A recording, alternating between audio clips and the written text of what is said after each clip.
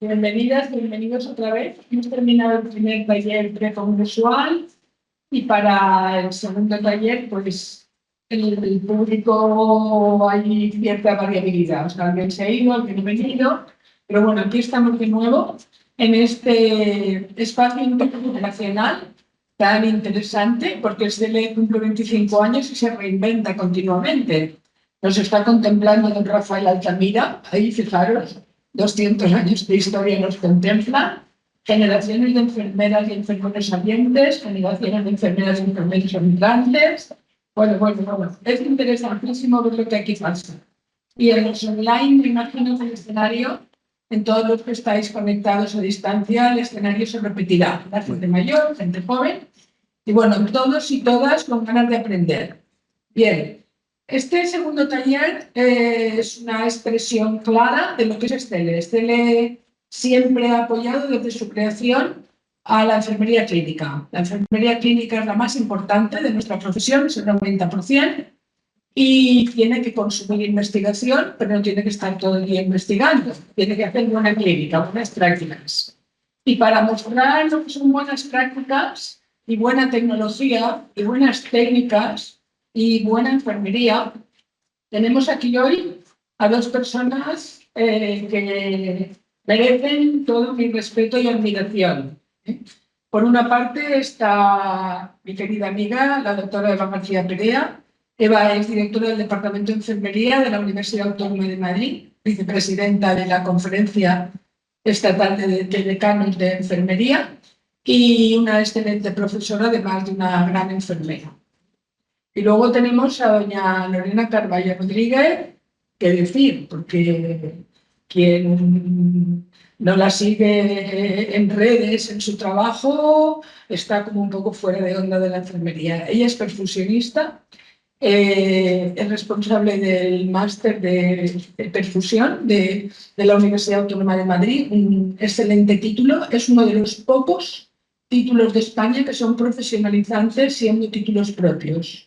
Es decir, para trabajar como perfusionista tienes que tener ese máster, porque si no, no te contratarán.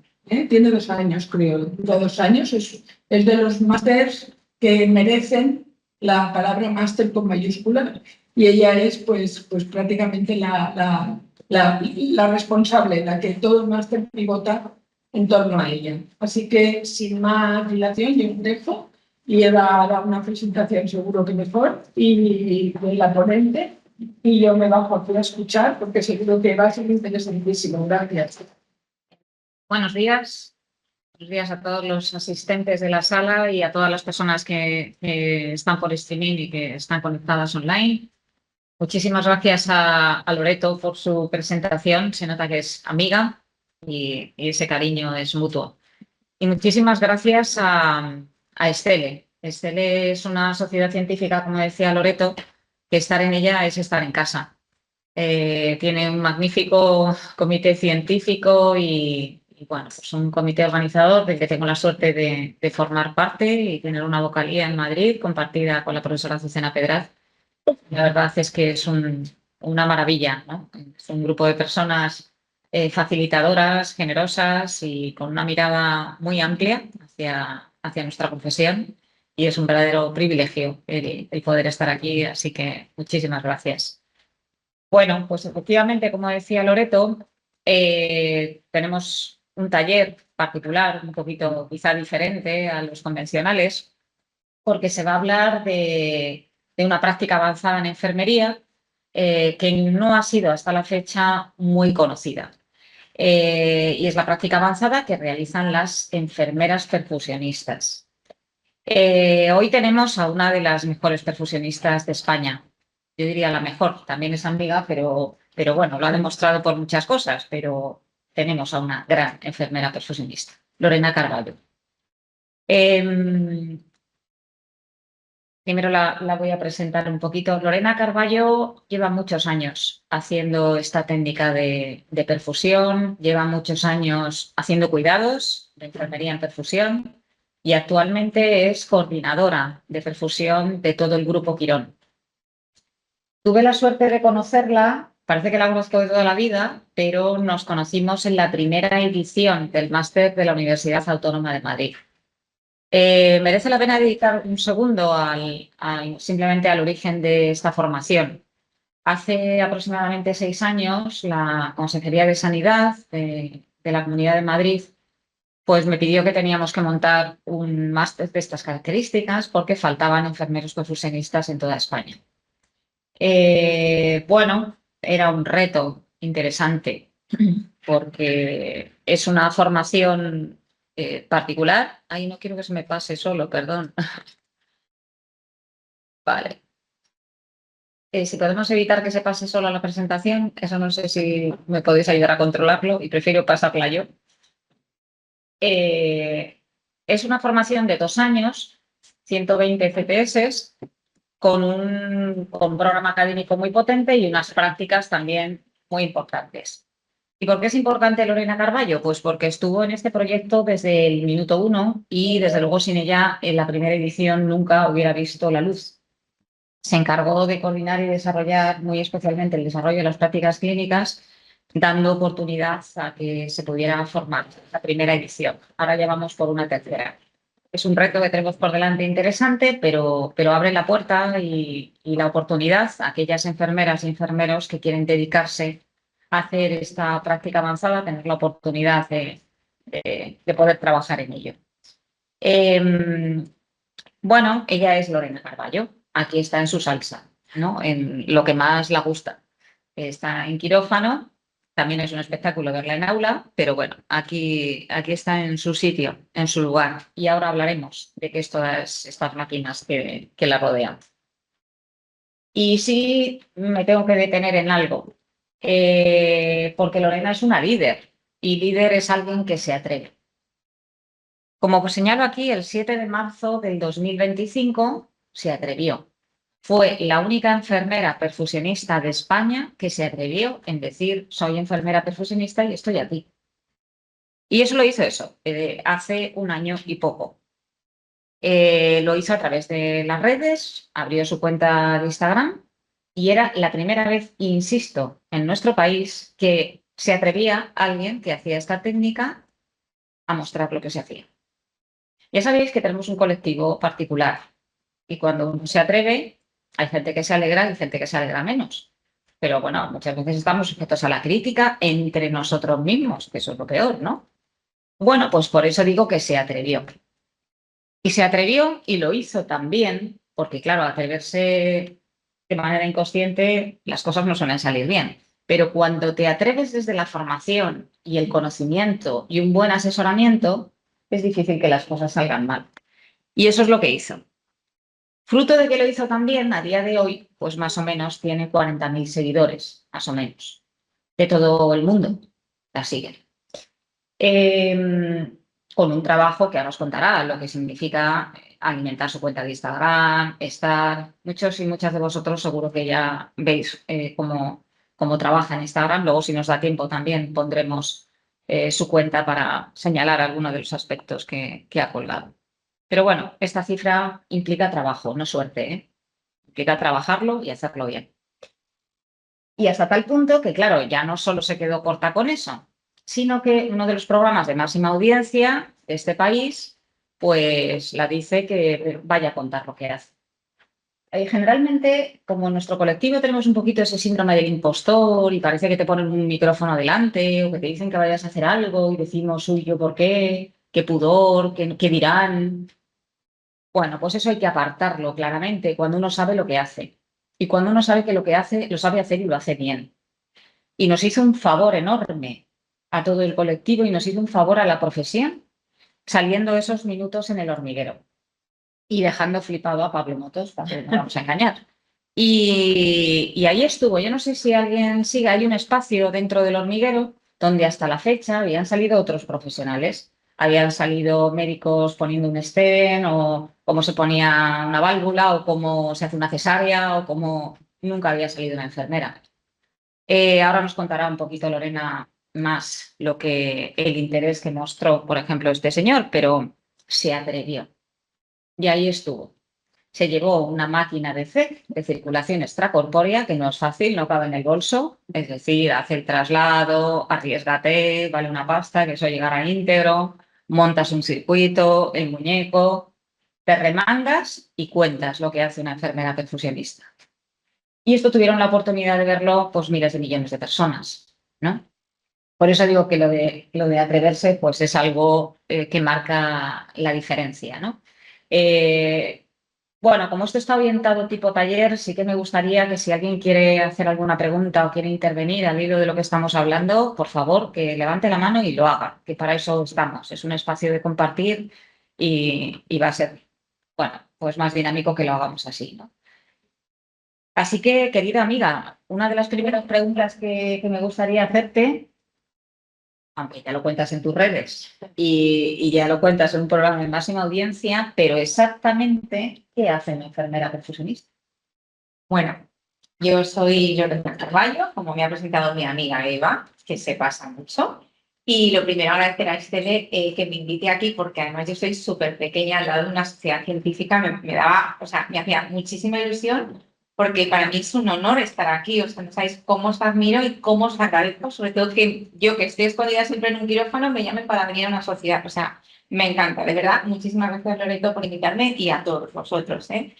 Y luego Eva, que se ha pasado en la presentación porque es mi amiga, ¿qué hace una enfermera perfusionista? Estudiar mucho, muchísimo. O sea, yo sé que todos en enfermería estudiamos un montón, pero nosotros no solo estudiamos cuidar, sino estudiamos anatomía, fisiología, presiones, fuerzas. O sea, estudiamos el paciente antes de que entre al quirófano. Nosotros participamos, para que os hagáis una idea, cuando vosotros estáis en la planta, estáis en un quirófano de trauma o estáis en intensivos, estudiáis los pacientes que os tocan ese día, ¿no? Y esto va rotando. Mi paciente también rota, pero yo antes de que llegue al quirófano, yo ya lo conozco, porque se presenta en sesión y ahí estamos las enfermeras perfusionistas. O sea, no es una participación de yo llego a un sitio y me presentan al enfermo. Es, vamos a presentar a este enfermo y vamos a contar la técnica y lo que hacemos. Y ahí estamos de enfermera perfusionista. ¿Por qué? Porque tenemos que saber qué le pasa, no solo las antecedentes, como todos decimos, tiene alergias. Nosotros eso también lo sabemos, pero necesitamos saber por dónde vamos a abordar, qué es lo que le quiere hacer, si solo es perfundir la circulación sistémica, si vamos a perfundir cabeza, si vamos a perfundir riñón. O sea, nosotros tenemos que saber qué es lo que va a hacer él para saber qué es lo que yo le tengo que hacer al paciente. Entonces, cuando te dicen, ¿qué es una enfermera perfusionista? Pues la enfermera que nunca deja de estudiar, porque encima yo cuando voy a hablar y digo, es que yo no he dejado de estudiar a día de hoy, yo todos los congresos que hay voy, toda la tecnología que nos meten nueva en la bomba, yo voy, a mí me la tienen que enseñar. Yo empecé hace casi 20 años y los sistemas de seguridad eran muy precarios.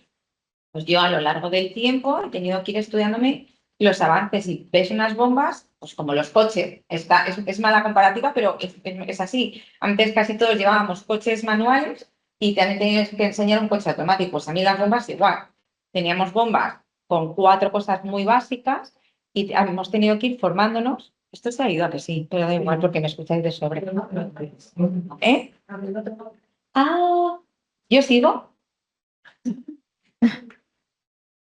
Espératelo un poco por si acaso volviera. ¿Yo?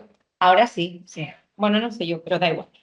Que entonces, claro, es como la enfermera perfusionista es la enfermera que nunca termina de avanzar, porque toda la enfermería tiene que estudiar. Todos, ¿eh? Me da igual en el servicio en el que estemos. Enfermería tiene que estudiar porque para eso somos enfermeros. Ya no somos el de, ala, vete y hazlo. ¿No? Eso ya se acabó hace mucho, ¿vale? Y yo lo digo siempre en todos lados. Nosotros tenemos autonomía y tenemos voz. Y yo en el quirófano hablo. Yo no me callo. Si yo veo que algo hay raro en mi zona, como yo digo, en mi parcela, yo hablo y se lo digo, doctor, pasa esto. Siempre sabiendo, con educación, no por ser enfermera y médico, sino por ser personas, yo hablo educadamente y cuento qué pasa. Pero yo tengo que decir qué pasa porque esta es mi parcela. Y la que más sabe de esa parcela soy yo. Y como se lo he demostrado porque estudio y lo corroboro, me respeta y me escucha. Y eso es ser enfermero. Saber de tu tema, de tu parcela, corroborarlo, evidenciarlo y explicarlo. Entonces, a todas las enfermeras nos tienen que escuchar, sí o sí, porque somos una profesión más igual que ellos, igual que todos los que nos rodean. Entonces, yo cuando me dicen, ¿y qué eres? Enfermera. Soy enfermera y perfusionista y estudio mucho, mucho, Eva, mucho. Bueno, tú lo sabes. Lo sé. ¿Hay alguien en la sala que haya estado alguna vez en un quirófano y sepa de cerca lo que es una enfermera perfusionista? ¿Una persona? No sé los que están conectados online. Vale. No deja de ser curioso, porque sigue siendo a día de hoy un colectivo de profesionales, de enfermeras, que no son muy conocidos. Y es una pena, ¿no?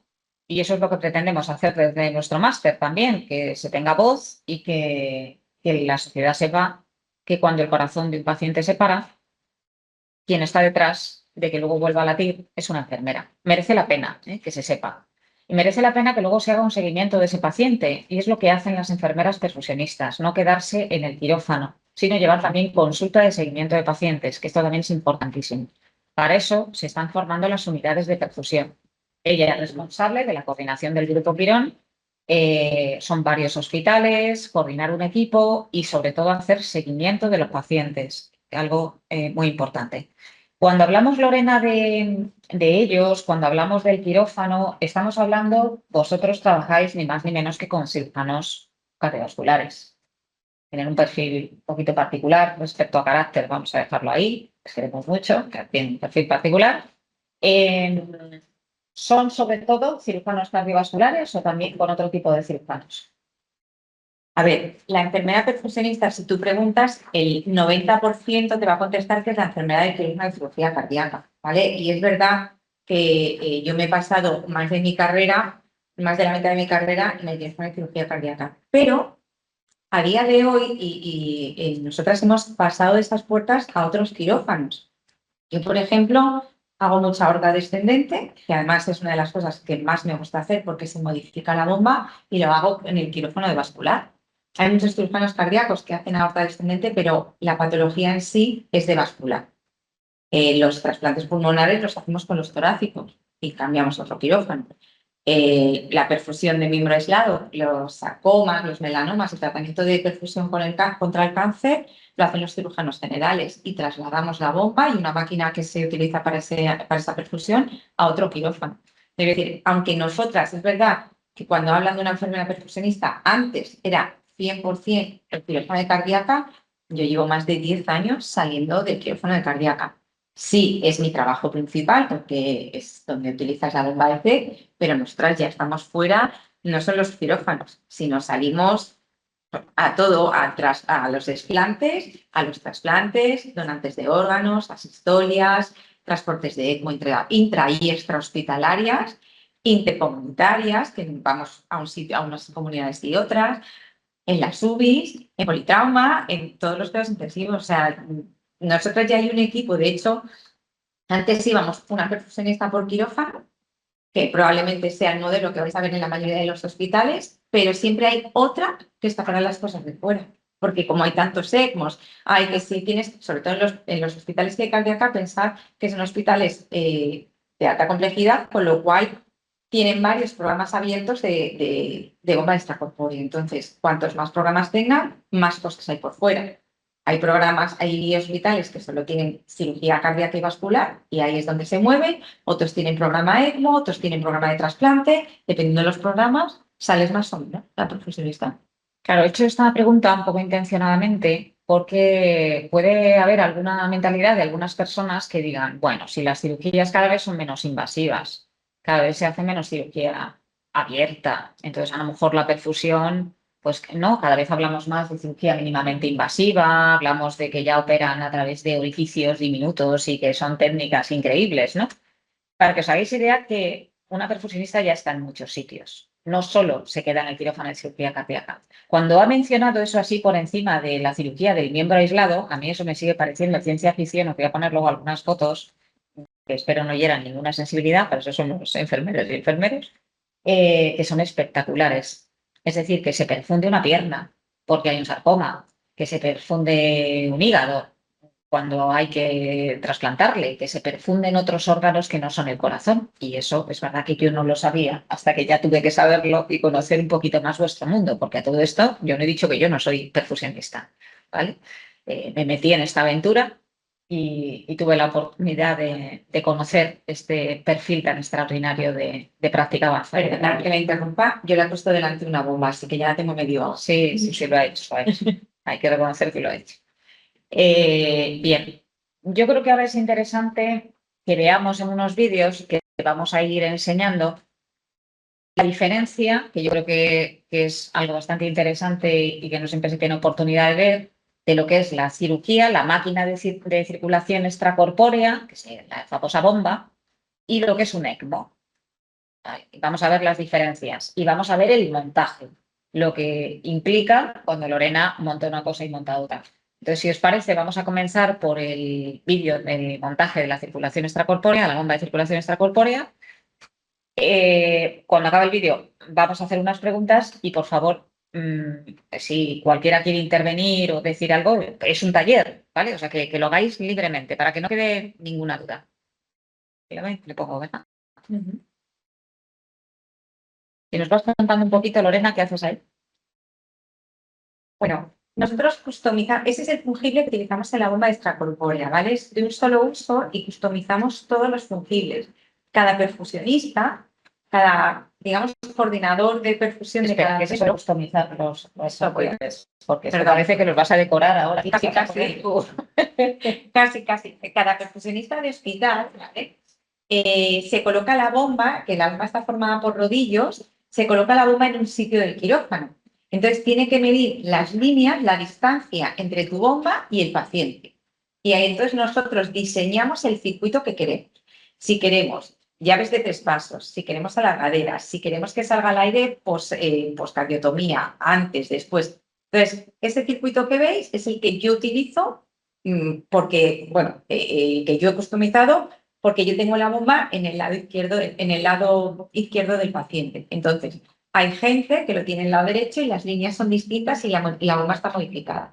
Con lo cual, cada circuito te lo estudias porque lo montas tú y nosotros tenemos unos planos y nos lo customizan, que es por eso he hablado así, para nosotros. Entonces, aunque veáis, son todos muy parecidos, pero es verdad que todos tienen su peculiaridad de cada percusionista.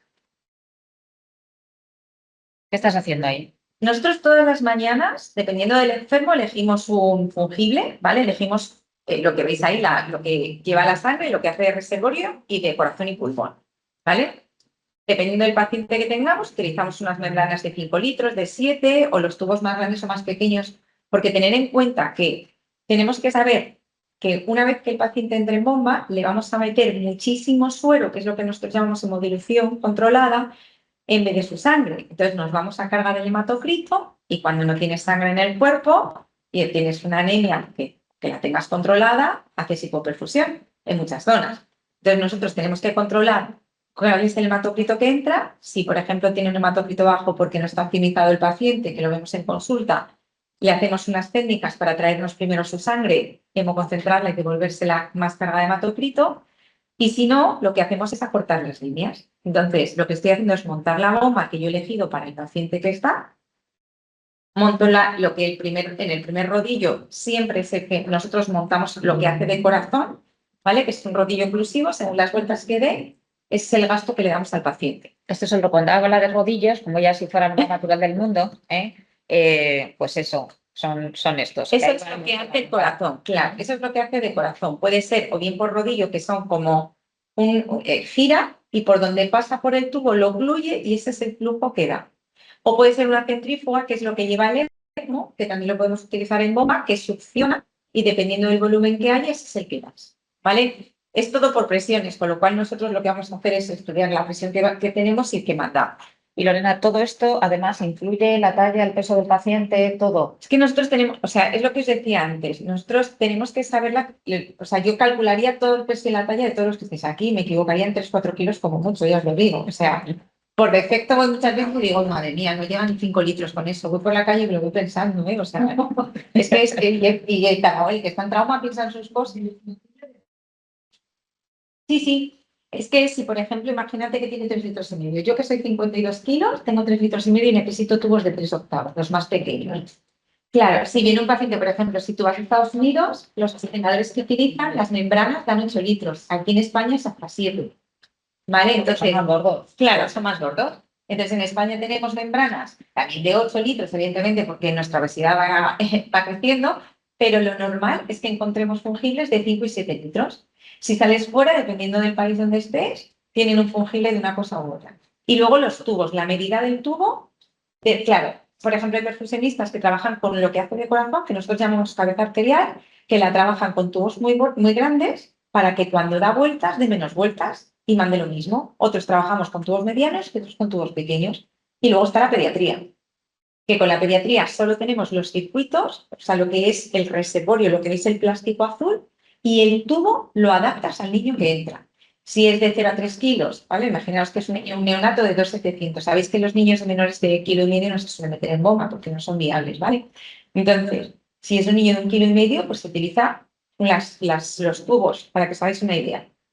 Los tubos del aire acondicionado que tenemos en casa son de 3/8, ¿vale? Pues utilizamos tubos 10 veces más pequeños que esos para un niño de 1,5 kilos, de 2 kilos, que se meta en bomba. Y sin embargo, para un paciente normal de 80 a 90 kilos, utilizamos un tubo más grande que el que tenéis de aire acondicionado. Entonces, según vemos el peso y la talla del paciente, desde muy chiquitito a muy grande vamos cambiando de 3,16 a 1/4, 3/8, y nosotros nos estudiamos todos los tubos y el volumen de sangre que entra por ese tubo, porque contamos con la parte externa y la parte interna. No es lo mismo un tubo de este grosor y que por dentro tenga más grosor que un tubo de este grosor y que por dentro esté fino, ¿vale? Entonces nosotros vamos calculando qué cantidad de sangre entra por cada tubo y qué presión nos ejerce ese tubo al chocar contra el paciente. Y según eso vamos variando los flujos. Hay algo que no he dicho. En nuestro país hay enfermeras perfusionistas de adultos y hay enfermeras perfusionistas pediátricas. Es bastante excepcional que alguien sepa manejar a los dos tipos de pacientes. Ella lo sabe. Porque hay en muy poquitos hospitales donde esto se hace. Ella trabajó en el Hospital 12 de Octubre y es de los pocos hospitales en la Comunidad de Madrid, por ejemplo, donde el equipo sabe hacer las dos tipos de técnicas. Pero si no, hay el equipo de adultos y el equipo pediátrico. Entonces, por eso ella a veces mezcla y habla, que es bastante inusual oírlo, porque quien sabe de adultos no sabe de niños. Entonces, bueno, ella tiene esta particularidad, por eso luego he puesto algunas fotos pediátricas que también merecen mucho la pena. Seguimos con los rodillos. Eso es. Ahí vamos. Entonces montamos la bomba, eso es todos los días. ¿Esto qué es? Este es el pulmón, ¿vale?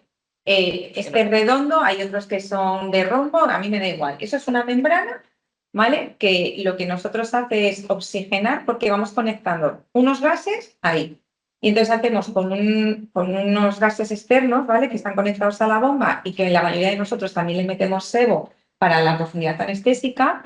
Nosotros vamos haciendo una CO2, una PO2 del paciente y una CO2. Entonces vamos con las analíticas y los gases que hacemos en bomba, lo vamos modificando. Eso es lo que hace, pues Es decir, que tú vas haciendo gasometrías periódicas sí. y tú vas controlando. Claro. Sí. ¿Vale? Además, Cuando hablamos de autonomía, hablamos de este tipo de autonomía, ¿eh? Igual que una enfermera en intensivos, pues a veces sabe que tiene que subir o bajar la CO2 o tiene que hacer alguna regulación en su respirador, pues ellos están controlando la bomba a esos niveles. O sea que el grado de autonomía es muy importante, ¿eh? En perfusión. Seguimos, dejamos el pulmón. ¿Dónde vamos?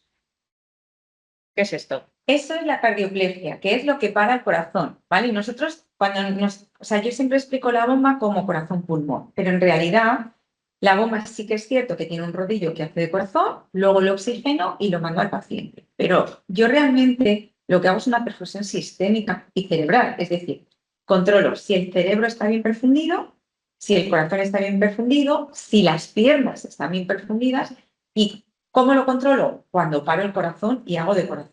Y eso es el intercambiador de frío-calor que se utiliza para pasar la cardioplegia, que es la solución alta en potasio, rica en potasio, que para el corazón y que además lo mantiene frío. Sabéis que los órganos fríos no consumen tanta energía. Entonces nosotros lo que hacemos es con eso tenerlo muy frío para que no consuma y procedamos a una protección miocárdica más alta, ¿vale? Entonces ese es el sistema que montamos y dependiendo luego la cardioplegia, o sea, lo que luego cada escuela de médicos utiliza una característica distinta. Entonces, los perfusionistas nos tenemos que estudiar todas. Dime. Y solamente mantenéis esa repercusión y mantenéis frío. Sí. El corazón se pone frío, ¿vale? Si es normalmente nosotros lo que es la valvulopatía o la cardiopatía que todo el mundo conoce que va al quirófano, se trabaja en normotermia por el sangrado, ¿no? Que está mucho más controlado después y porque fisiológicamente es lo más normal. Pero si, por ejemplo, tienes que trabajar con la aorta o con el cerebro, enfriamos al paciente, entonces sí que disminuye la perfusión sistémica, la temperatura sistémica, ¿vale? Todo depende de la cirugía que hagas.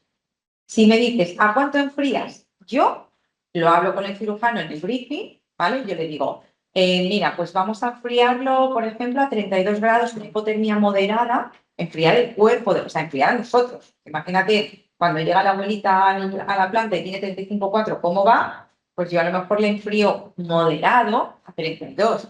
Pero si veo que no me llega, porque tiene mucho flujo en el campo o porque veo que la cabeza sufre, yo directamente le enfrío a 30, a 25, a 26, pero que haga falta. Si veo que la patología en sí que voy a operar, por ejemplo, trombos en la arteria pulmonar, necesita parar la bomba, los pacientes se enfrían a 18 grados, 18, 20, y se para la bomba.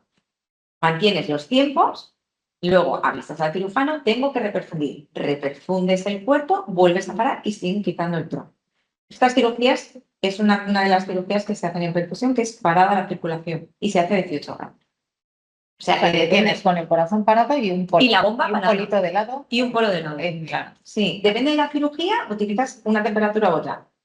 Evidentemente lo has hablado con el cirujano, pero yo muchas veces, yo siempre digo que la cirugía cardíaca ellos son especiales porque, bueno, el paciente entra pero no sabes cómo va a salir. A veces sale bien, gracias a Dios, pero a veces que sale mal y no es lo esperado. Entonces, cuando él está enfrascado y se le están liando las cosas, tú no puedes estar...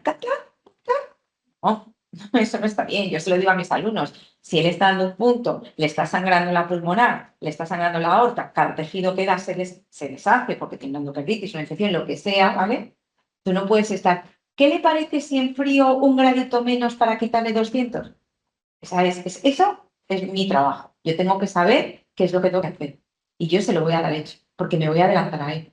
Entonces, eso es súper importante. Por eso nosotros estudiamos tanto.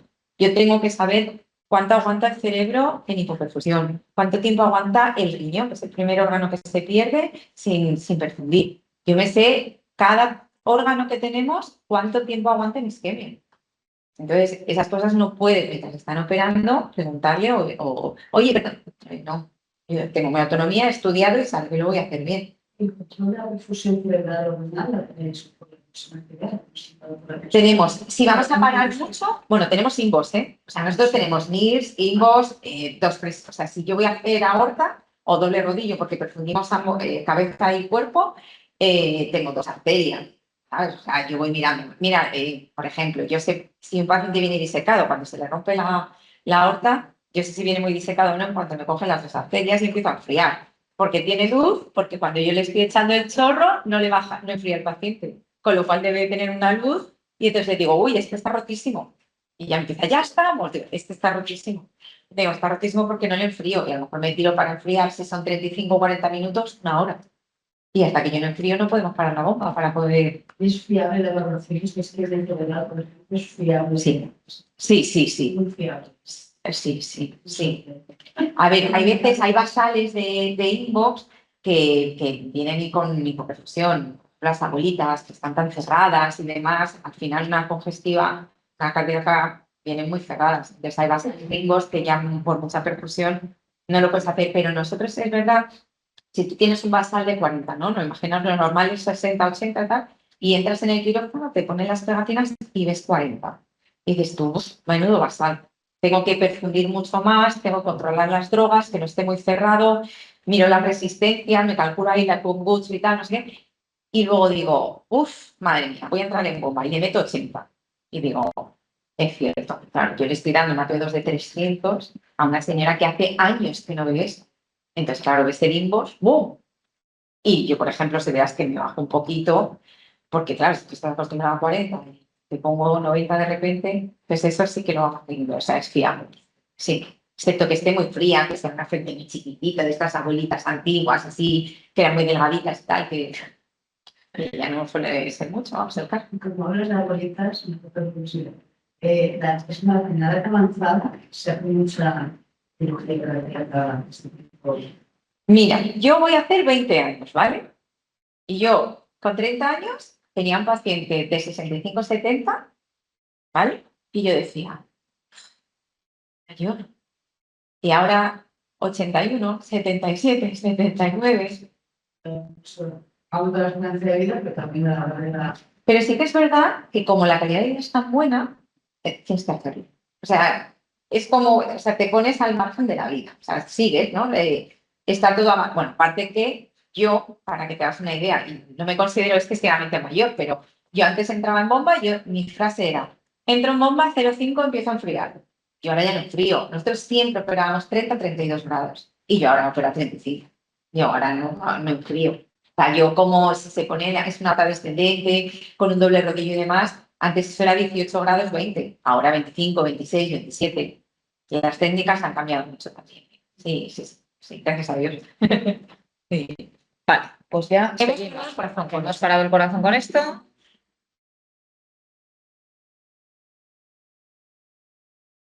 Estos son los rodillos, ¿verdad? Esos son los rodillos, claro, porque tenemos, no solo paramos el corazón y hacemos el corazón, sino que toda la sangre que hay en el campo nos la traemos para luego devolverse.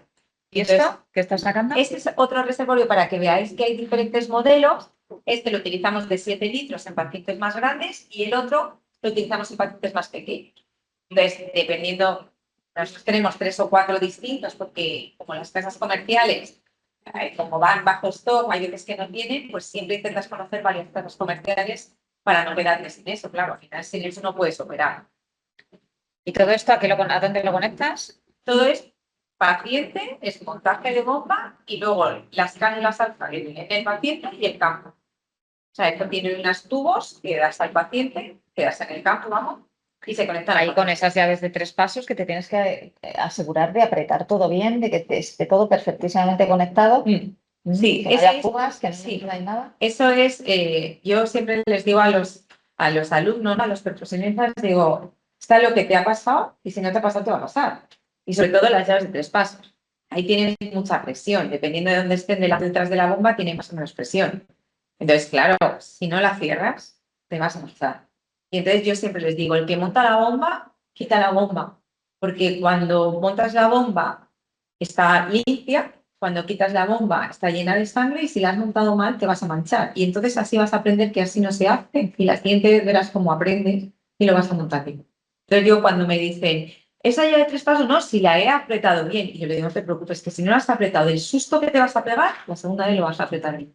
O sea que eso, además, hay una cosa que a la gente le llama mucho la atención cuando montamos la bomba. Y yo creo que eso no es enfermería de perfusión, eso tendría que ser toda la enfermería. Nosotros trabajamos todo el equipo igual. Si yo me pongo la llave de 3 pasos mirando hacia mí, mi compañera cuando llega la tiene mirando hacia mí, porque yo saco la sangre así, con lo cual la llave de 3 pasos no puede estar rotada. O sea, las cosas se hacen con un porqué. Entonces, todos ponemos la misma llave de 3 pasos en el mismo sitio, el mismo concentrador en el mismo sitio, entramos en bomba igual, para que si yo a las 4 de la mañana llego 10 horas y quiero ir a comer, viene otro y se encuentra la misma bomba para llevar.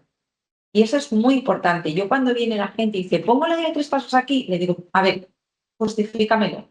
¿Por qué lo inventas? ¿Por qué lo quieres cambiar? Si te convence y realmente es mucho mejor, vale, pues lo cambiamos todos, pero todos. Si no me convence, yo, sobre todo la manía de la llave de 3 pasos, es una tontería, pero la gente no se da cuenta de que si tú pones una llave de 3 pasos en una vía y la pones retorcida, cada vez que vayas a sacar, extraer, estás moviendo. Cuanto más muevas, más peligro de que se caiga, de que se salga, de infección. Pues nosotros en la bomba es igual. Si tú pones la llave de 3 pasos mirando hacia ti, es porque tú sacas sangre así. Si la rotas, la tienes que estar moviendo. Y eso, con presión, se sale la sangre. Entonces, esas que son características muy pequeñas, pues eso todo se tiene en cuenta en bombo.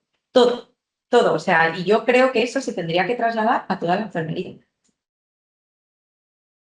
Seguimos con montaje. ¿Aquí qué haces? Eso es porque nosotros, esos son circuitos de seguridad. Todas las bombas tienen unos venteos o unas recirculaciones por si entra aire, que es lo que mataría al paciente, intentar frenar ese aire y poderlo sacar. Entonces, todas las bombas tienen los sistemas de seguridad que os estoy enseñando, que es eso que conecto ahí. ¿Vale? Es como una burbuja. Son recirculaciones para cuando ya está dentro el aire. A ver, eso lo utilizamos para purgar la bomba, ¿vale? Nosotros echamos agua y las dejamos todas abiertas porque echas agua y sacas el aire que trae el circuito.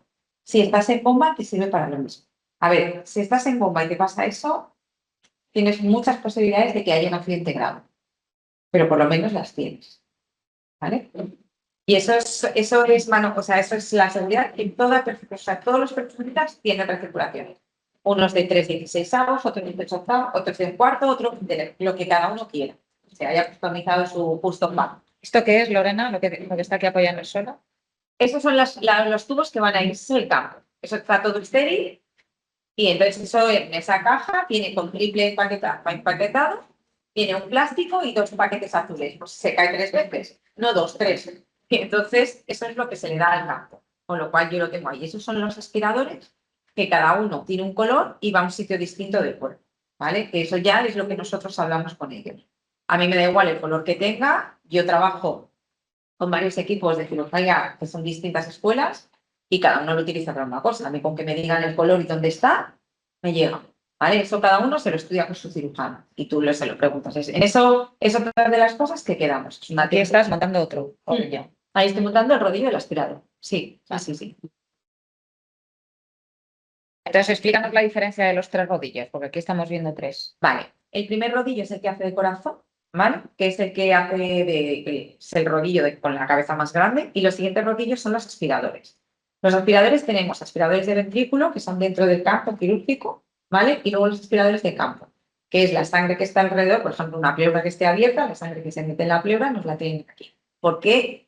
La pregunta es, ¿por qué no utilizáis el respirador de fuera? Sí que lo utilizamos, pero cuando estamos en bomba, yo necesito volumen del paciente, entonces se recupera con los aspiradores, ¿vale? O sea, nosotros necesitamos mucho volumen porque ten en cuenta que el corazón sangra y hay mucha pérdida, entonces la reposición la hacemos nosotros y es mejor hacerla con sangre que no con suero.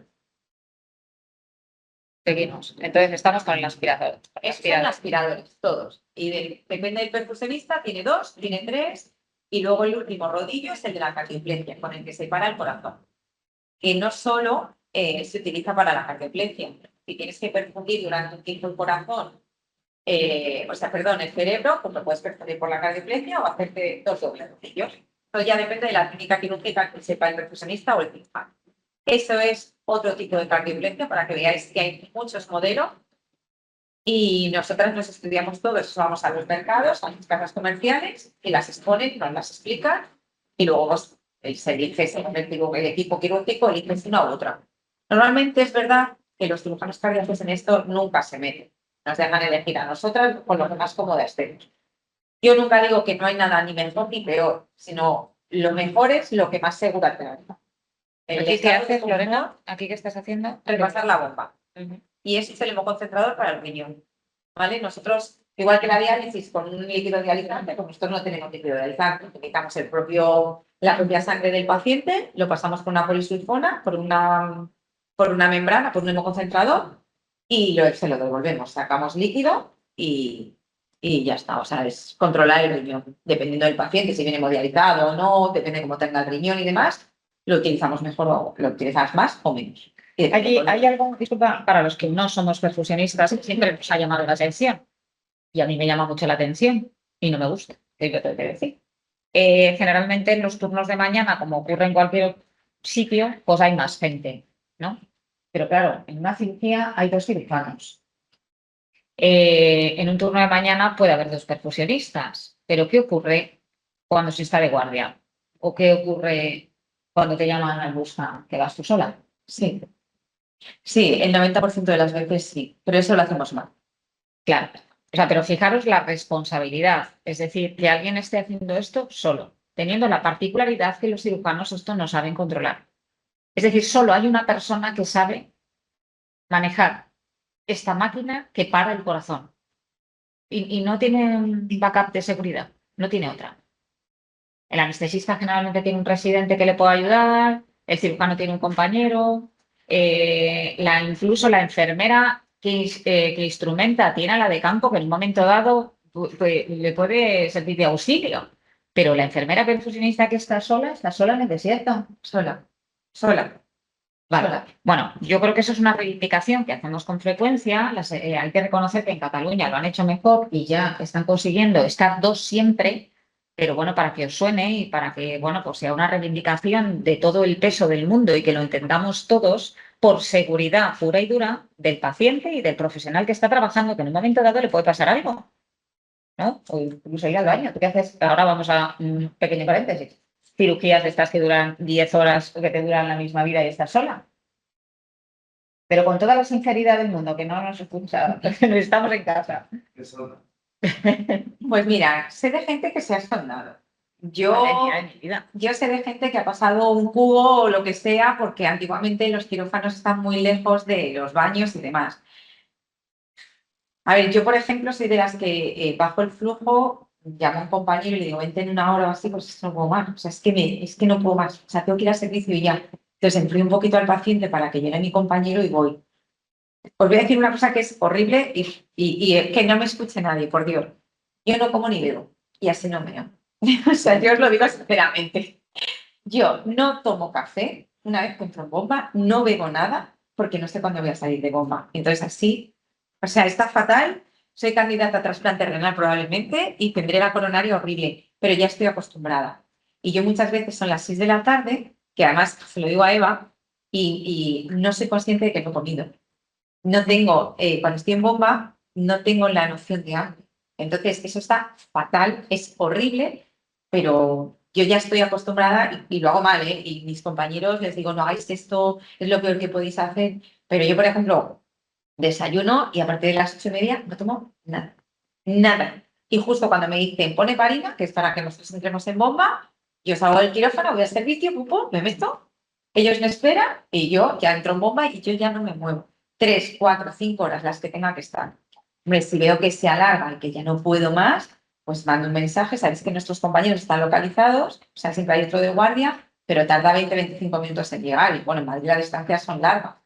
Entonces, te llamas y le dices, vente cuando puedas, porque no puedo más. Bueno, Y bien, queda claro que es un disparate, ¿no? una locura. O sea, un esfuerzo más de los que hacemos, que no debería ser, no comer, no hidratarse, etcétera, para poder soportar una cirugía, algo que tienen normalizado y que de normal lo pues, no peor. tiene nada. Bueno, pues hemos visto este circuito de extracorpórea. A mí me gustaría que explicaras brevemente, porque cuando te oigo decir, puf, esta cirugía es complicadísima porque es de doble rodillo. A ver, sé que hacéis muy pocas, Es muy poco, que sí. trabajas con un cirujano que lo hace. Sí, ¿Y eso qué quiere decir? A ver, lo normal, ¿vale? Lo normal en una circulación extracorpórea es que un rodillo hace de corazón y tienes un oxigenador que hace de pulmón, ¿vale? Y con un rodillo haces la perfusión sistémica, es decir, la del cuerpo. Hay cirugías en las que hay interrupción del arco porque hay que reparar todo el arco, ¿vale? Y a lo mejor aorta descendente. Entonces, para poder reparar este trocito de aorta que sea, o el arco, necesitas perfundir por un lado lo que es visceral, es decir, como si fuese el cuerpo, y por otro lado la cabeza.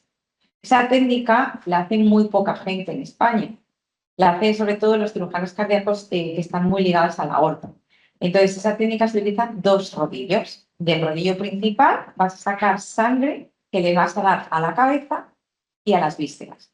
Pero para nosotros eso es, primero, muy, muy complejo y luego peligroso. Entonces, normalmente lo hacemos además entre dos percusionistas, porque los rodillos están ligados unos a otros. Si un rodillo coge más sangre que el otro, podría, digamos, que cavitar, ¿vale? Pegarse, llenarse de aire y en el enfermo tener una desgracia. Entonces, esas perfusiones son muy complejas y de eso las hacemos casi siempre una o dos perfusionistas. Si la hace una es porque es muy senior y si no, pues dos perfusionistas, ¿vale? Porque es muy complejo, tienes que saber qué flujo le das a la cabeza, qué flujo le das a las vísceras, tienes que ir intercambiando la circulación según él vaya anastomosando el arco, Entonces tienes que ir perfundiendo a la vez y además se hacen hipotermia.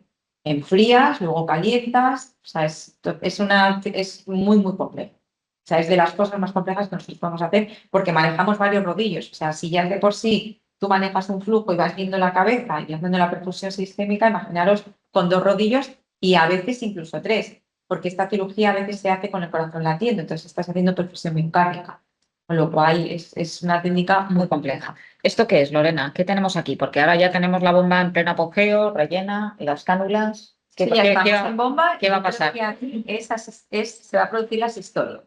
Sí, estamos perfundiendo la cardioplegia, se está moviendo, ¿lo veis abajo? Se está moviendo y yo creo, mira, el hielo local, hay escuelas que no utilizan hielo, ¿vale? Pero hay otras escuelas que sí, eso ya depende de ellos. Y pues habéis enfriado poquito, ahora ya ponemos... Ahora le ponemos el hielo hielito. y la cardioplegia que pasa ahí está a 4 grados o 6 grados y entonces ahí, ¿veis? Para. Yo le estoy pasando una solución. ¿Veis esa aguja que tiene un clan blanco pequeñito que está transparente, que está al lado del clan metálico? Sí. Por ahí va la solución rica en potasio. Y eso es lo que hace, para que os deis cuenta, lo que hace la sistol. Vosotros, cuando estáis en planta o en la UBI, ponéis 10 mini equivalentes de potasio en un suelo de 500, ¿no? Eso es lo más típico que veis en las gráficas. Nosotros le metemos 40 mini equivalentes de potasio, si queremos, para hacerle la sistolia en 3 litros que tenemos en el reservorio. O sea, para darle a conciencia. Claro. Nosotros utilizamos las drogas con dosis muy altas. Yo, por ejemplo, tenemos en anestesia bomba de Nora, de Dobuta, ¿vale? Todas las de nitro y demás. Si yo necesito meter un poquito de nitro, cojo nitro pura. O sea, si necesito feni, es feni pura, porque las medidas que nosotros utilizamos son distintas. ¿Vale? Tenemos un reservorio de 3 litros, mientras que vosotros contáis con unos sueros de 500. Con lo cual nosotros vamos a otras medidas. A veces el corazón no sale con latido espontáneo o está fibrilando de continuo y necesitamos pararlo y les ponemos 20 miligramos de potasio directos en la bomba. Se para, se produce la sistolia, o sea, es como un poco a lo bestia. ¿Aquí que tenemos, Lorena? Y ahí empieza a latir. Ese es el momento que todos deseamos. Espera, a ver, que no sé si estaba... Ahí empieza, ¿no? Sí, ahí se empiezan, son las fibras, es que además ahí se ve fenomenal porque empiezan con las fibras Gracias, gracias. Empieza a moverse y veis como ya después de la primera intensidad y ese es espontáneo, no lleva ni cables ni nada, que luego sí que les suelen ayudar con cables de marcapasos, pero ese sí que es espontáneo y coge ritmo, luego muchas veces se paran, ten en cuenta que dependiendo del periodo de isquemia que haya tenido, puede coger ritmo más rítmico o no, y se le tiene que ayudar a veces con cables de marcapasos o no, ¿vale? Pero este es que es muy bonito porque él solo cogió ritmo y además de manera espontánea. Entonces se ve fenomenal. Y ahí ya como que respiras. Y dices, bueno, por lo menos ya algo ya hemos avanzado. Quería mostraros algo, no quiero volveros locos, pero es que no sé cómo hacerlo para enseñaros varias cosas a la vez de curiosidades que a mí me han parecido de este mundo de la perfusión. Cuando el cirujano está operando tiene estas lentes, porque claro, imaginaros la pediátrica, o sea, en la cirugía pediátrica vosotros no ponéis lentes. Eso es para el campo quirúrgico. Es para el campo solo. Eso es campo. Sí. Sí, eso es para el campo quirúrgico. Nosotros es grande. Vale. Era como curiosidad. Y entonces ahora, más o menos os queda claro lo que es la circulación extracorpórea, la bomba de circulación extracorpórea, con todo este repaso. Más o menos, ¿vale? Ahora, ¿qué es el ECMO, Lorena? Porque claro, el ECMO parece que se inventó en la pandemia. No. Y todo el mundo empezó a hablar del ECMO, Sí. cuando el ECMO llevábamos utilizándolo muchísimo tiempo atrás. Cuéntanos un poquito qué es. A ver, el ECMO, la membrana que nosotros utilizamos, el pulmón del que yo os he hablado, el C, ¿vale? Ese dura 8 o 10 horas. 6 horas, 8, dependiendo de la casa comercial. Pero cuando tú tienes que sacar a un paciente para que repose el corazón pulmón o puente a terapia, ¿vale? De trasplante, necesitas una membrana que aguante más. Cuando digo que aguante más es que oxigene por más tiempo. Entonces, esas membranas biocompatibles de larga duración es lo que lleva el ECMO, ¿vale? El ECMO es un circuito cerrado, es decir, corazón, pulmón, paciente. La C es un circuito que yo os he enseñado a aspiradores, es un circuito abierto, ¿vale? Entonces, el ECMO, digamos que es como una terapia, ¿vale? Para una alternativa, para buscar tiempo, para buscar un trasplante, para que repose el pulmón y demás, o postquirúrgico después de un estenio miocárdico, y la C es para operar. Entonces, la diferencia sobre todo es que una es membrana de larga duración, puede ser 30 días, y otra es membrana de horas. Claro, hay pacientes en ECMO descritos post-COVID de estar 3 y 4 meses en ECMO porque cambiamos la membrana, ¿vale? O sea, hay casos descritos, sobre todo en Estados Unidos, de pacientes en muchos meses en ECMO. Aquí, si es puente a trasplante, pues depende un poco del corazón, 10, 15 días, o del pulmón, un mes más. El pulmón suele venir antes, sabéis que no es tan estricto como el corazón, pero sobre todo es por la fisionomía del paciente, que cuadre peso y talla, que sea compatible. Entonces, no suelen estar tanto tiempo en ECMO. Pero fuera, con el COVID, que era solo reposo pulmonar, pues fuera hay descritos casos de meses. O sea que, entonces la diferencia entre uno y otro, y el ECMO, vamos, yo los primeros ECMOs que monté, que además cuando se lo digo a los alumnos se ríen, a los alumnos del máster, porque nos llevábamos la bomba extracorpórea y la poníamos con una bolsita, una burbuja al lado y nos quedábamos delante del niño. Yo hacía pediatría. Y entonces nos quedábamos delante del niño así, 24 horas a esperar. Sabíamos que no iba a funcionar porque eran ECMOs medio inventados. Pero nos quedamos así intentando darle asistencia, porque eran ECMOs que se ponían postcardíacos, postcardiotomía. Es decir, necesitaban volver a entrar al quirófano para volverse a reparar, estaban tan edematizados que el corazón, el ventrículo se había cansado y no tiraba. A eso le llamamos isquemia miocárdica, el corazón está cansado. Entonces no tira. Entonces lo teníamos asistidos, esperábamos un ratito y al día siguiente le volvíamos a meter o a los 2 días. Un niño, el corazón se edematiza muchísimo. Y a veces el ECMO se ponía porque el corazón se medio salía de la cavidad y hasta que bajaba la inflamación no podíamos cerrar el tórax, ¿vale? Y ese encima, el ventrículo derecho no tira porque el ventrículo derecho encima se cansa enseguida, con lo cual teníamos a los niños asistidos. Pero esos ECMOs no solían ir bien, ¿vale? Esos Y ECMOs... además, perdona Lorena, es verdad que el ECMO empezó en la pediatría. Yo recuerdo Sí, que sí. en la UBI del Gregorio Marañón, en la UBI pediátrica poníamos ECMOs con Sánchez Luna, que ha habido a Estados Unidos, etcétera. Y fijaros, el primer ECMO de adultos que se puso a ciegas y a la desesperada fue los atentados del 11M, en un chaval de 19 años. Que había que, bueno, pues intentarlo, estallido pulmonar bilateral y era, pues vamos a ponerlo a ver qué pasa. Y fue el primero que se hizo en adultos. ¿En qué vídeo se ve mejor? ¿En este o en el anterior? El ECMO, porque lo tenemos en los dos, perdonar. Ese es un ECMO puro, es el de hace día. ¿Este es el ECMO puro? Eso es un ECMO tal cual, yo creo. A ver. ¿O este era el que da el resumen de todo? No, ese es un montaje de ECMO. Bueno, ese es postcardiotomía, además. Ese ECMO es, bueno, ahora es que son muy fáciles de montar. Ahora yo voy corriendo desde mi casa y en 3 minutos se lo he montado. Cuando vas en parada, o sea, ten en cuenta que nosotros esta técnica es de las cosas que más entrenamos. De hecho, una vez al mes yo a los chicos de mi equipo les entreno en el montaje del ECMO, ¿vale? Porque se ponen parada. Entonces es como, y perdonad la expresión, pero es como cuando llegas a un circo, está todo el mundo al lado gritando, pidiendo no sé qué, y no te dejan entrar con la máquina y meterte ahí. Entonces tienes que, yo he sido capaz de montar un ECMO en un pasillo corriendo a la vez que iba al hospital. Entonces tienes que tener mucho entrenamiento para montarlo en 3 minutos como mucho, porque el paciente está parado. Entonces, es verdad que ahora se facilita mucho porque los circuitos ya vienen conectados. Antes los teníamos que montar. Y yo me Perdona un segundo, Lorena, para que os dais cuenta en el máster, a los estudiantes del máster esta es una práctica que llamamos in vitro. Les hacemos montar y desmontar un ECMO hasta con los ojos cerrados, para que sepan hacerlo. Porque como esto se puede hacer, pues venga a montar y montar, montar y desmontar, montar y desmontar, es coger velocidad, porque como lo que ha dicho Lorena, llega la estrella invitada donde va a tener la máxima presión del mundo para colocar este dispositivo complejo, ¿no? Sí. Aquí estás montándolo, ¿no? Ahí estoy montando un ECMO, ese es el quirófano, y ese que además lo hice a posta para que la gente lo viera tranquilo y demás, tardé 3 minutos, ¿eh? O sea que cuando de verdad corres, en 1 minuto se lo puedes tirar al campo y entrar el paciente en 1 minuto y medio, 2 minutos. Las casas comerciales te recomiendan de 3 a 5 minutos. Pero yo a mis alumnos siempre les digo, haz lo que te dice la casa comercial, pero si el paciente está parado, tira como, vamos, vuela. O sea, lo primero es el paciente. Siempre con el margen de seguridad y calidad de que está todo controlado.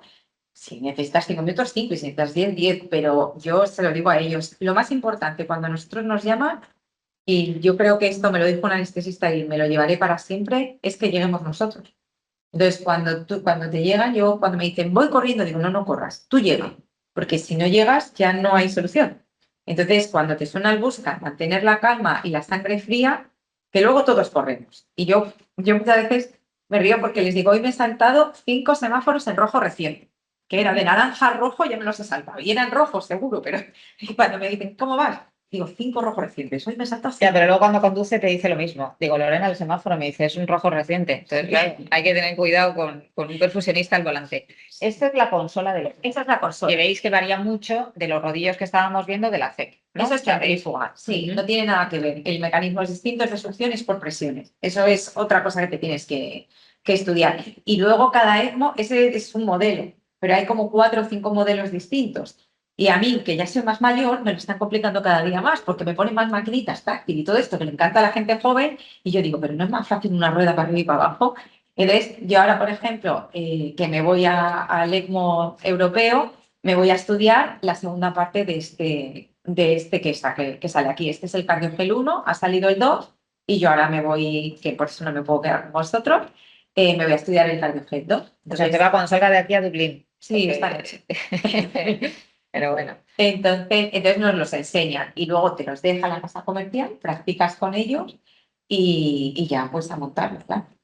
Bueno, aquí sigues poniendo, imagino, que programando la consola. Sí, además que sabes que o sea, nosotros en cada hospital tiene varios ECMOs, porque nunca tienes un solo modelo, intentas no tener un solo modelo por si falla, y entonces te los vas estudiando. Este es muy completo y es el único que se utiliza para transporte, porque nosotros así que cambiamos a pacientes de un hospital a otro entre comunidades. Entonces necesitamos consolas que estén habilitadas para ir a un hospital en una ambulancia. Sabéis que la corriente del ECMO es muy grande y entonces se lleva la corriente de la ambulancia.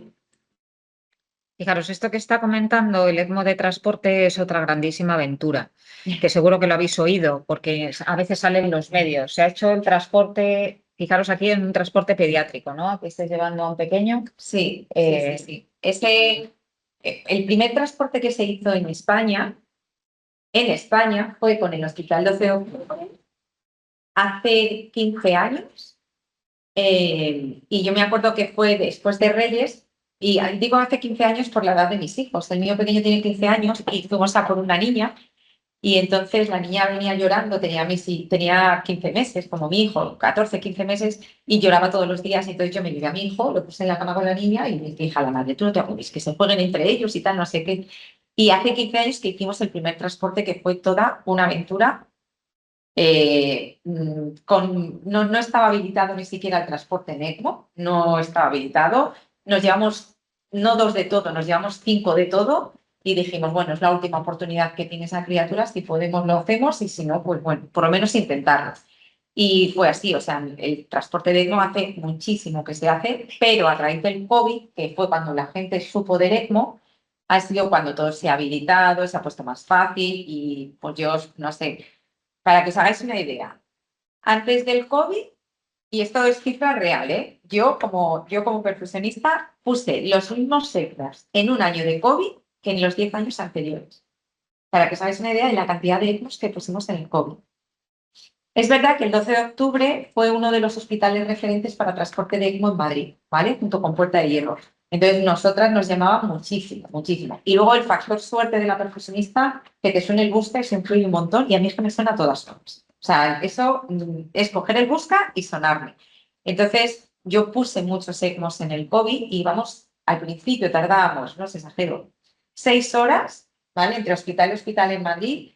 Y luego en 2 horas lo teníamos puesto y sueltado. O sea, para que veáis la práctica que cogimos en 3 meses. Fue bestial. Fijaros ahora que lo que se lleva intentando, lo que pasa, bueno, que los resultados parece ser que no han sido los ideales, es poner ese ECMO en una parada en la calle. Sí, sí, sí. Es que fuera, en España, el concepto que nosotros tenemos de hospital es que un hospital tenga todas las especialidades. Pero fuera de España no es así. Si vas a Alemania, si vas a Estados Unidos, son centros especializados. Es el centro oftalmológico, el centro cardíaco, el centro de cardiopatías. Entonces, fuera de España hay centros de ECMO. Cogen al paciente una parada cardiorrespiratoria en la calle, lo cogen, le ponen el ECMO, ¿vale? Y se lo llevan al centro de ECMO. Los resultados son 50%. Además, están ya publicados porque las guías de ECMO han salido hace un año. Y los resultados están publicados de hace un año, que es la misma expectativa el que se le pone en el hospital que el que se le pone en la calle. ¿vale? Pero fuera, por ejemplo, en Alemania ya tienen un dispositivo que lo compraron aquí en Valladolid y lo están probando para poner ese ECMO en la calle, en la parada presencial, por supuesto. Se pone en la calle y luego se lleva con el dispositivo ECMO al hospital. Y ahora, de hecho, el SAMUR y demás, algunas ambulancias están intentando meter un perfusionista en la ambulancia para las paradas de la calle presenciales. Y se está entrando en Valladolid. En Valladolid tiene un dispositivo, se llama CAR, es de una casa comercial y tienen el dispositivo. Lo que pasa es que ese dispositivo, como fuera, sí que van a centros de ECMO, aquí en España, esto es una opinión personal, habría que modificarlo porque cuando llegan al hospital, esa membrana se tiene que cambiar por una membrana como la que habéis visto anteriormente porque no dura. Entonces, ese cambio es lo que está echando hacia atrás. ¿Vale? Ese cambio se puede hacer igual que llega el paciente a la UBI malísimo. Sí, lo que pasa es que hay pacientes que no aguantan un cambio de membrana. Entonces, tú cuando cambias la membrana, tienes que tener el paciente más o menos estable. Porque parar el ECMO es pararle la perfusión. Y aunque sea cuestión de 45 o 30, 45 segundos, un minuto, hay pacientes que no lo aguantan. O sea, la membrana desaturación que puede aguantar. La que trae el CAR, pues 24 horas te dicen como mucho, sí. Yo no lo sé exactamente si ha mejorado, porque estoy hablando de hace un año y pico, cuando yo me fui a formar, y yo no la tengo, no la tenemos en nuestro centro porque no la vemos todavía viable. Preferimos un ECMO que nos dure una membrana 30 días, y luego porque mi equipo es verdad que sí que sabe poner esos ECMOs y vamos cirujanos cardíacos. En una ambulancia van intensivistas, entonces la técnica de canulación es distinta. Pero llegará, o sea, llegará un momento que esto es un Sí, vamos, futuro fuera de España se hace. que va a ocurrir. Como ya vamos de tiempo que no vamos muy sobrados, no quería dejar de hablar cuando he dicho que no solo se perfunde el corazón. Me parecía muy interesante, aunque las fotos son un poquito así, pero bueno, esto es, hasta uno dice que es, pero esto es una pierna, ¿verdad? Ese es un brazo, ¿no? Un brazo, El sarcoma. Sí, Sí, efectivamente. ese es el brazo. Esto es un brazo, un sarcoma, ¿y aquí qué hacéis? Ahora esto lleva haciéndose mucho tiempo, pero es que ahora está dando muy buenos resultados porque el fármaco que se está utilizando para el cáncer, cuando ya le van a amputar porque no tiene otra opción o porque está muy invadido, lo que hacemos es con un torniquete aislamos el miembro, pierna o brazo, y perfundimos con un citoestático a temperaturas muy altas de 40 grados, ¿vale? Con un oxigenador de los de niños en boca y en otro tipo de bomba con rodillos y perfundimos solo el miembro. Entonces le pasamos el citoestático durante mucho tiempo sin que pase al cuerpo. ¿Vale? Entonces estamos controlando, nosotros no, suben los de radiología, están controlando los de medicina nuclear qué cantidad de fármaco pasa al cuerpo o se queda en el brazo. Si el fármaco pasa al cuerpo, paramos la perfusión porque sería malo para el cuerpo, ¿vale? Y si no, intentamos controlar que el fármaco solo pase en el brazo o en la pierna. Y la verdad es que los resultados no es que sean buenos, son buenísimos. Entonces, claro, se están evitando amputaciones y cada vez está mucho más extendido. Esto se llama perfusión de miembro aislado y cada vez está más extendido en España, ¿eh? O sea, lo estamos estudiando casi todos ahora. Bueno, veis que está en papel y aluminio porque es un citoestático, o sea, el control es excesivo. De hecho, cuando estoy perfundiendo el fármaco, no saco analíticas de sangre, no toco el fármaco. Aunque llevemos protección y demás, nosotros han venido, los proctores de estos son portugueses, que son los que más llevan, y vienen y nos dijeron que no lo tocásemos porque había estudios que la gente pues, se había contaminado. ¿Vale? Aquí vosotros nunca os ponéis el mandil de plomo ni No, no. Eso no hace falta. No, O sea, tenéis que poner protección y punto, ¿no? De hecho, mira cómo vamos todos, o sea que, pero sí, hay que tener mucho cuidado. Este sí que es verdad que es un equipo muy grande porque es un equipo multidisciplinar, vienen muchos médicos y muchos cirujanos de otras especialidades, pero vamos, esto yo creo que de aquí a 10 años será una práctica habitual. Bien, todavía nos da un poquito más de tiempo, ¿verdad? Tenemos un poquito de margen. Vale. Quiero que nos apuntes algo que también se está oyendo mucho, la famosa donación en asistolia. Es que ¿Qué tenéis que hacer ahí? el campo cada vez es más grande. Vosotros sabéis que cada vez hay menos donantes, ¿vale? Sabiendo que España es uno de los principales donantes, pero bueno, cada vez hay menos. Entonces, lo que estamos haciendo, hay muchos programas de asistolia, no sé si os suenan Maastricht 1, 2, bueno, y ahora las DAC y demás. Y es que cuando hay un explante, ahora se está cogiendo el corazón también. Entonces, para perfundir el corazón, lo que hacemos es seleccionamos que los troncos, que la sangre de los troncos no, que estemos perfundiendo sin que la sangre nos invada el campo, para poder retirar el corazón o los pulmones, ¿vale? Nosotros lo que hemos hecho hasta ahora, que era para lo que se utilizaba la perfusionista, era cuando un paciente pues tenía una parada potencial, lo recogía el SAMU y ese paciente era un posible donante. Entonces lo metíamos en bomba, autorización de juez y familia, y entonces decidía que iba a donar el riñón, el hígado, y entonces lo teníamos en bomba perfundiendo hasta que estaba todo viable, había un receptor y se sacaban esos órganos, ¿vale? Y eso es para lo que nosotros nos utilizaban. Luego, a partir del riñón y del hígado, como a los 10 años o así, empezamos a perfundir con otro rodillo que acoplamos los pulmones, que era preservar el pulmón frío, ¿vale? En pacientes de asistolia, ¿vale? De asistolia vista, porque el donante, sabéis que suele ser el de la UBI, de muerte encefálica y demás. Y ahora estábamos hablando de un paciente que no conocíamos y nos lo llevamos para ser probable donante, ¿vale? Entonces, luego pasamos a perfundir esos pulmones. Teníamos una solución especial y los perfundíamos durante un tiempo fríos. Y ahora, hace como unos años, está la LAC, que son que vas a otro centro y vas con un circuito modificado de ECMO y abierto para poder aspirar la sangre del campo para poder entrar en el corazón. Entonces, es verdad que este dispositivo es muy bueno y lo vais a ver en casi todos los hospitales, aunque no tengan cardíaca, porque van centros de referencia de asistolia a ese hospital, extraen el órgano y se lo llevan. Entonces, esto cada vez lo vais a ver más en todos, ¿eh? O sea, no hace falta que sea un hospital con cardíaca, porque van allí el equipo de edad.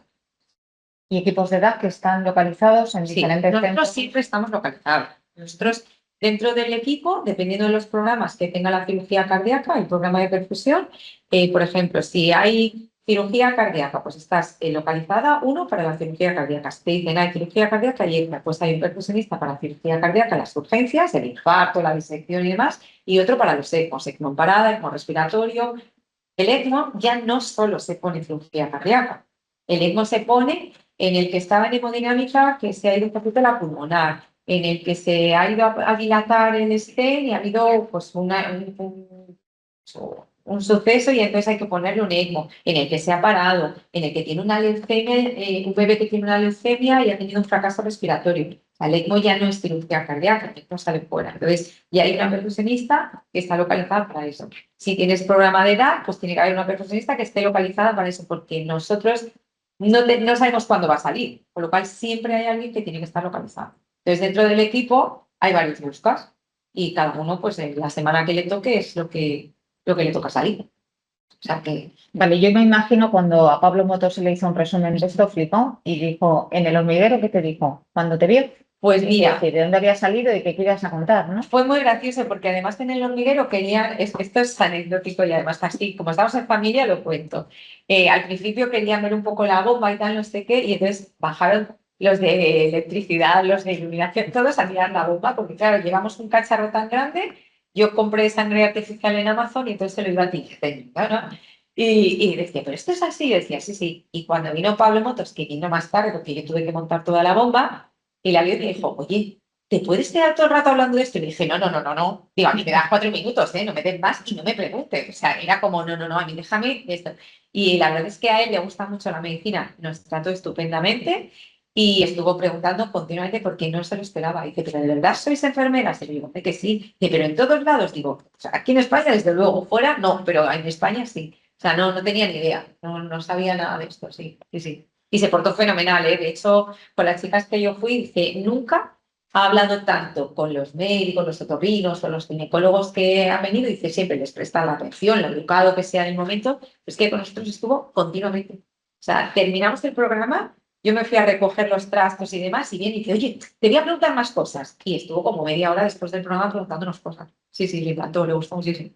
Bueno, este es el Instagram de Lorena, que aquí tiene pues muchos vídeos didácticos, lo conocéis la inmensa mayoría, pero bueno, hay unos vídeos que es que ya no nos da tiempo porque ya son las 12:25 y quiero dejar tiempo para preguntas.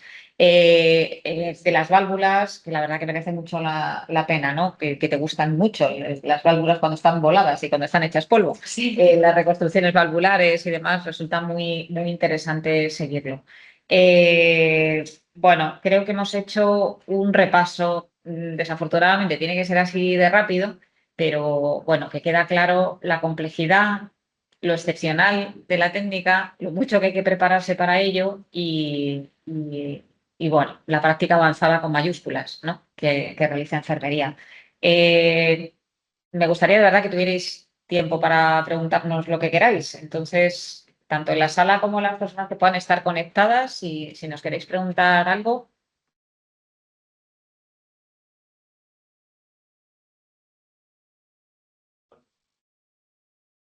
La práctica avanzada, la figura de enfermería práctica avanzada, La EPA. está reconocida, está oficialmente, claro, Sí. en España no existe como tal. Sí, sí, sí. Y además tengo autonomía por parte de mi equipo, de mis cirujanos y sobre todo de la dirección de enfermería. Tengo el apoyo al 200%. O sea, y cuando te digo autonomía es que gestiono recursos materiales, que eso importa mucho hoy día en los hospitales, ¿vale? Porque el dinerillo a todos nos cuesta, y recursos humanos. O sea, a mí, sí, evidentemente yo no subo a pedir si no lo justifico, pero me dejan, tengo autonomía delante de mi equipo en el quirófano como EPA. O sea, si tengo que parar en la operación, yo les digo, oye, un momento, aquí pasa algo, esperar y paran.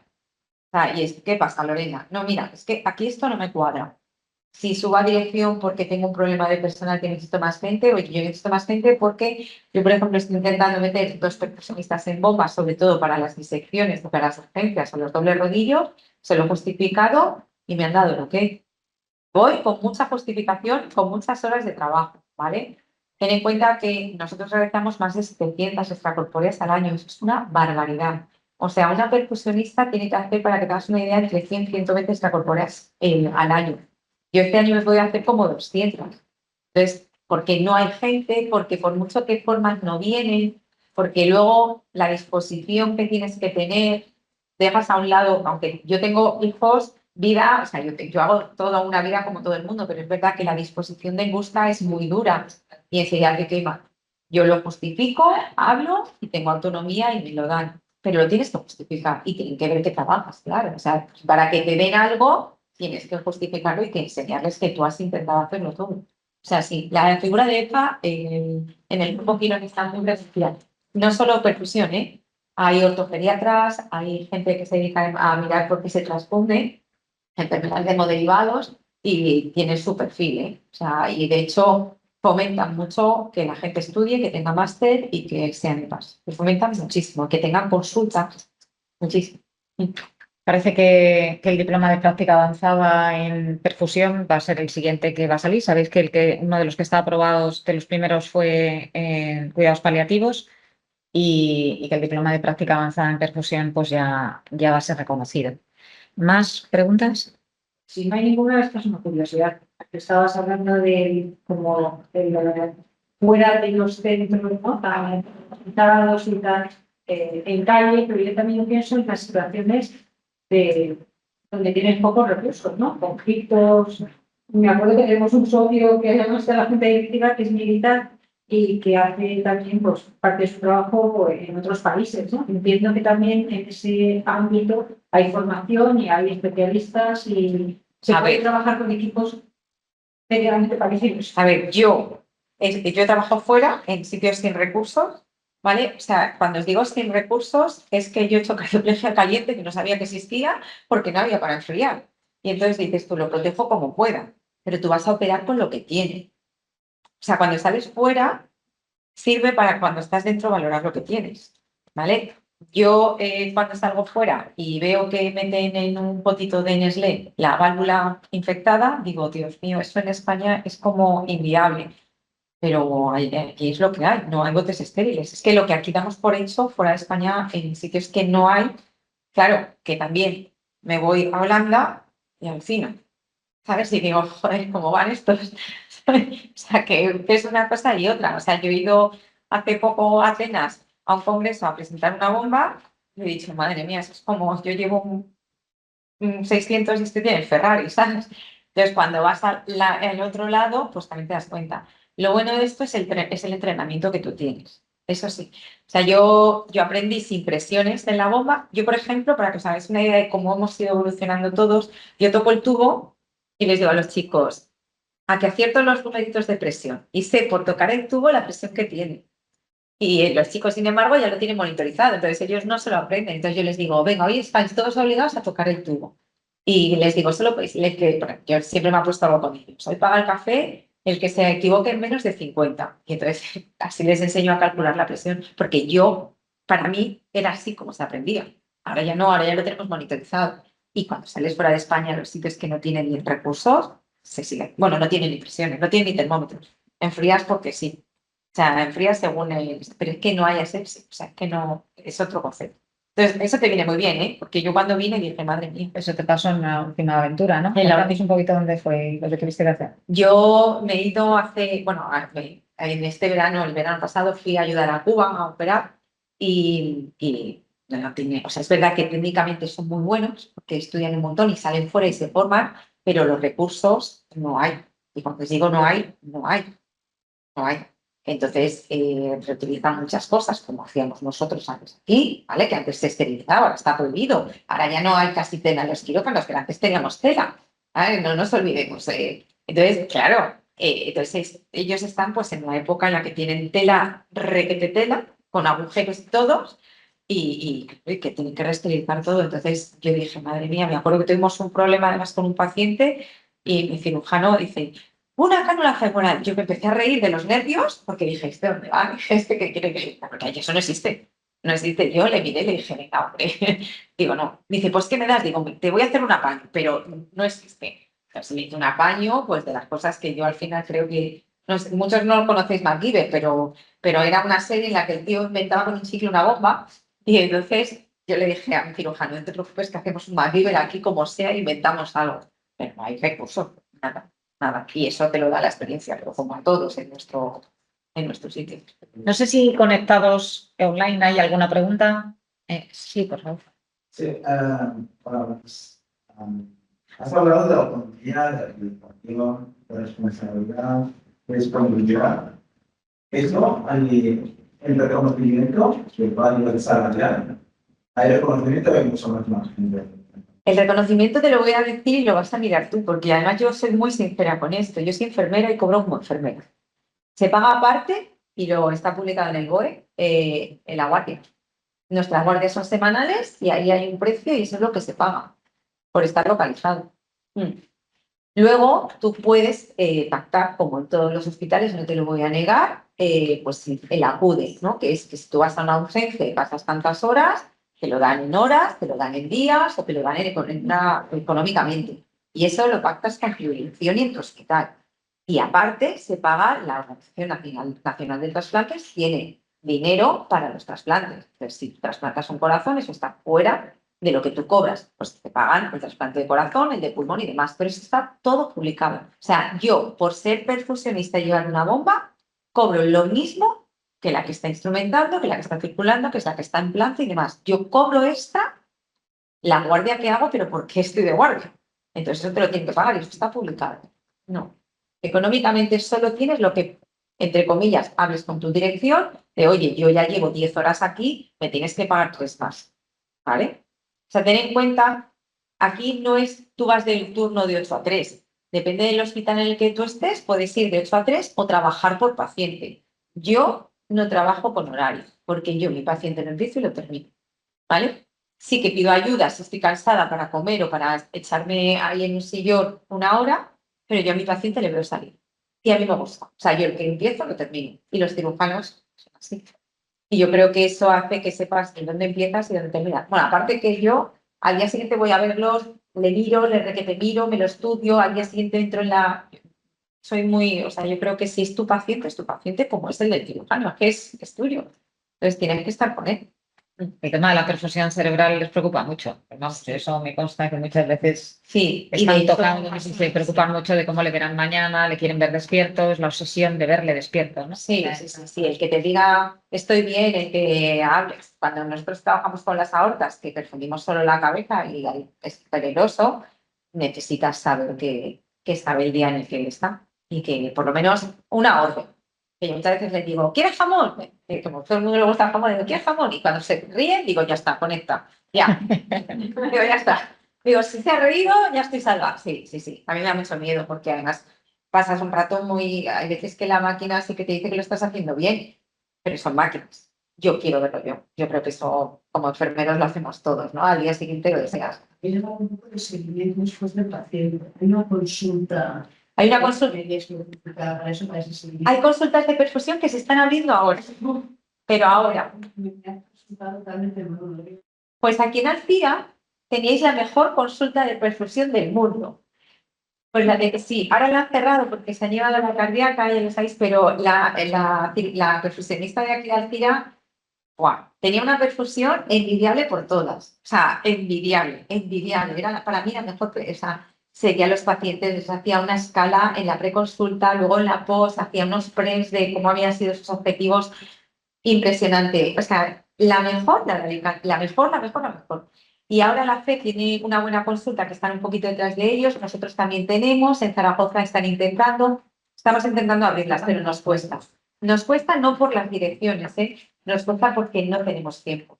Y el estar viendo a pacientes significa alguien más. Y al verdad, y yo no te voy a negar, hay veces que yo me puedo hacer un día 14 horas y al día siguiente levantarme otra vez a las 6 para hacer otras 7, 8. Entonces, hay veces que esto como para meterme en la consulta. No puedo. Porque se necesita personas. Claro, se necesitan más recursos, ¿no? Que queda claro que se necesita un margen de seguridad, que no haya una perfusionista, sino que estén dos siempre, ¿no? O sea, que un piloto no viaja solo tampoco, ¿no? Lleva el avión solo, un copiloto. Pues es que esto sigue siendo bastante insólito que solamente haya un perfusionista al mando de esto, ¿no? Bueno, creo que ya nos pasamos un poquito del tiempo y en un largo congreso hay que ser muy rigurosos.